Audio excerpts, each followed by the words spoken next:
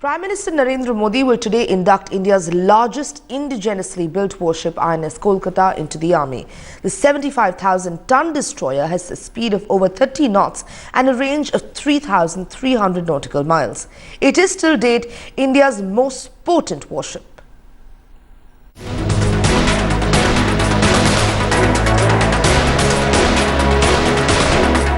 Nothing like anything the Indian Navy has sailed before.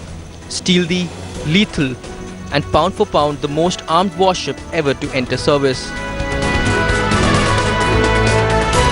Prime Minister Narendra Modi commissions India's deadliest, most ambitious warship today, the first Project 15A destroyer, christened Kolkata, fully Indian designed and Indian built.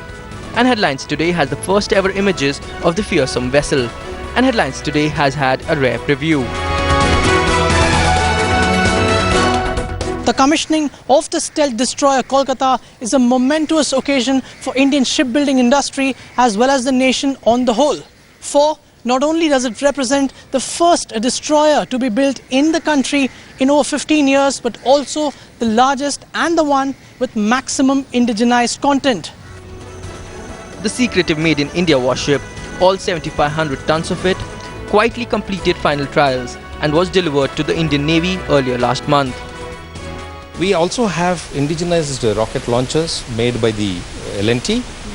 We have the indigenized torpedo tubes launchers which have been again made by the L&T. Previously these would come from? All these would come from Russia. Most of these would come from Russia. Now here, as I told you, only one IAI, the Israeli product of Israelis and DRDOs, that has come from abroad. That's the only foreign part? Yeah, that's the only foreign part. This exclusive image provides the first clear sense of the ship's vast weaponry, including BrahMos cruise missiles, torpedoes, anti-submarine rockets, anti-air missiles, a deadly super-rapid gun, close-in weapon systems, and the ability to deploy 2 helicopters. The 163-meter-long warship will be operated by a crew of 52 officers and 260 sailors at a speed in excess of 30 knots and a range of 3,300 nautical miles. Designed by the Directorate General of Naval Design, the Kolkata will be followed by 2 more identical ships and 4 more of an improved version. We have invested, along with the support from the Navy and with MOD, significant amount to improve and create additional infrastructure for us. We intend utilizing this infrastructure to incorporate shipbuilding practices which the best in the world shipyards today are employing.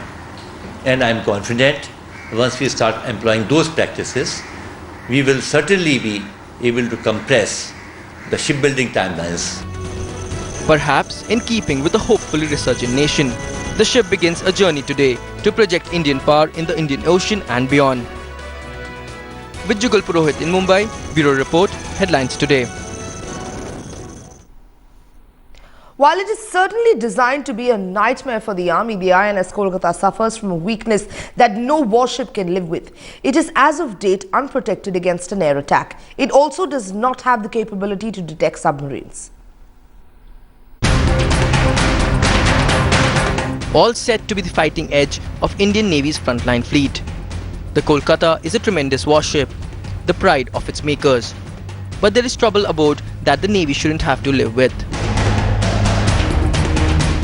Like the Russian INS Vikramaditya aircraft carrier that he visited in June, the Kolkata-class destroyer that Prime Minister Modi personally welcomes into service today won't be the full deal.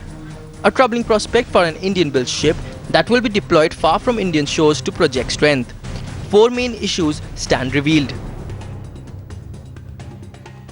Most glaringly, the brand new ship doesn't have long-range anti-air defenses, depending instead on old generation systems that render the ship more vulnerable. Second, the ship still doesn't have an active towed array sonar, its chief sensor to detect submarines in order to avoid or attack them. Third, the ship's main deck gun has been supplied by a subsidiary of Finmeccanica, a company that's all but blacklisted, throwing into question after-sales support. Finally, the Kolkata's propulsion system comes from Ukraine, a country that can't assure its political future, let alone support for exported machineries. Talk about the delays, you have to understand that Mazagon Dock is building ships where it gets all the components from outside. It is the dependency on so many OEMs. Now when we say that shipbuilding has to get some indigenization product, so the price for indigenization also has to be taken into account. So here, if you see, there are many systems which we are indigenized. L&T has played a major role in that. So we have, now after this our systems are proven for the further generation ships, even the GRSC built ships or MDL built ships, it will help us a lot. Top Indian Navy officials tell headlines today that the suboptimal configuration of the new warship is the result of technical incompetence by the Defence Research and Development Organization and procedural irregularities in the government's weapon procurement process. The Navy has no choice but to wait till the warship gets everything it's supposed to. With Jugal Purohit in Mumbai, Bureau Report, Headlines Today.